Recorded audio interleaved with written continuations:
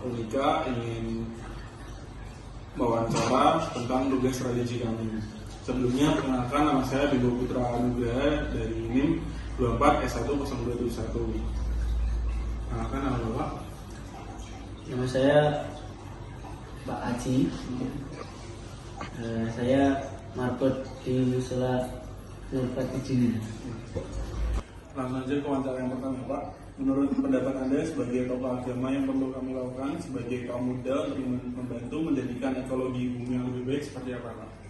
Yang pertama, tentunya kita harus menjaga dan melestarikan lingkungan ini karena Tuhan telah menciptakan lingkungan sedemikian rupa, sebagaimana yang telah dijelaskan di Quran surat ke-55 ayat 7 sampai dengan 9. Di situ Allah Subhanahu wa taala telah menjelaskan pentingnya menjaga dan merawat lingkungan di dunia ini. Maka tugas kita sebagai anak muda yaitu melaksanakan apa yang telah diperintahkan oleh Allah. Oke, terima kasih untuk jawaban yang pertama, Pak. Kita lanjut ke pertanyaan yang nomor 2. Menurut Anda sebagai pemuka agama, apa yang perlu kami lakukan untuk mengantisipasi pergaulan yang terlalu bebas di masa kini, Pak? Baik, untuk yang pertama yaitu bagaimana kita memilih teman, karena teman itu berpengaruh di kehidupan kita. Selanjutnya yang kedua yaitu memperdalam iman kita kepada Allah. Itu untuk yang di agama Muslim. Ya, untuk yang agama Muslim. Selanjutnya sebagaimana yang dijelaskan di Quran surat 17 ayat ke-32 yaitu bahwa kita sebagai umat Islam tidak boleh mendekati zina. Contoh zinanya itu seperti apa, Pak? Untuk contoh zina, ada beberapa contoh zina yaitu zina mata, zina pikiran, dan juga zina perbuatan. Oke, baik, Pak. Terima kasih untuk jawaban yang nomor 2. Kita lanjut ke pertanyaan yang terakhir. Kami adalah generasi muda yang masih belajar dengan segala kemampuan kami. Apakah ada saran agar hidup kami lebih baik dan seimbang di masa ke depannya, Pak? Baik, menurut saya untuk yang pertama yaitu kita memperbanyak perbuatan baik,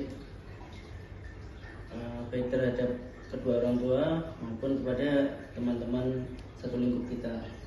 Selanjutnya kita memperdalam keagamaan kita, iman kita, dan juga makin bertakwa kepada Tuhan kita. Untuk yang ketiga yaitu gapailah cita-cita setinggi mungkin. Selanjutnya harus memberikan kesan yang positif bagi lingkungan kalian. Sekian pertanyaan wawancara dari kami, Pak. Terima kasih banyak atas wawancaranya, Pak. Terima kasih dan Halo, perkenalkan saya Sinta Dewi. Di sini saya bersama Pak Daniel untuk wawancara lebih khusus tentang perbedaan pendapat dua tokoh agama. Buat pertanyaan yang pertama, menurut pendapat Bapak sebagai tokoh agama, apa yang perlu kami lakukan sebagai kaum muda untuk membantu menjadikan ekologi bumi menjadi lebih baik? Ya, baik. Jadi ekologi ini sangat diperlukan oleh lingkungan karena bumi ini usia yang sudah tua memerlukan perawatan. Karena itu generasi muda sebagai penerus kemanusiaan dia harus terjun dalam merawat bumi. Bagaimana bumi itu seperti rumah bagi generasi muda. Karena itu anak muda dan muda dia harus terjun bisa memelihara dan merawat bumi lebih baik, lebih baik. Untuk pertanyaan yang kedua, menurut Bapak sebagai pemuka agama, apa yang perlu kami lakukan untuk mengantisipasi pergaulan yang terlalu bebas? Ya, oke.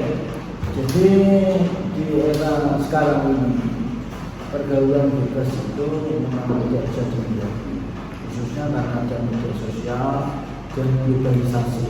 Globalisasi artinya apa yang terjadi di belahan dunia yang lain bisa dilihat oleh orang lain ya secara global, dan demikian juga dengan budaya di tempat lain bisa dilihat dan ditiru oleh generasi di tempat lain.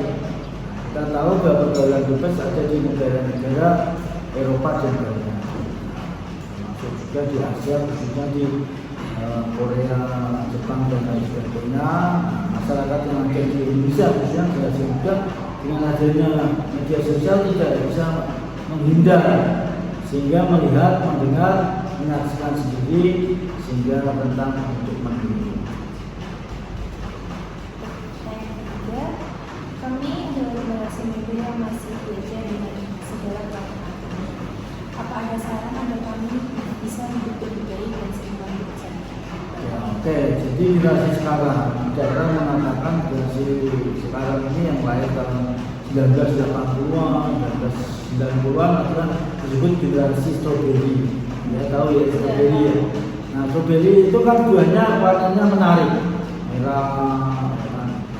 Nah, orang berkata generasi sekarang itu generasi kreatif, generasi yang menyenangkan.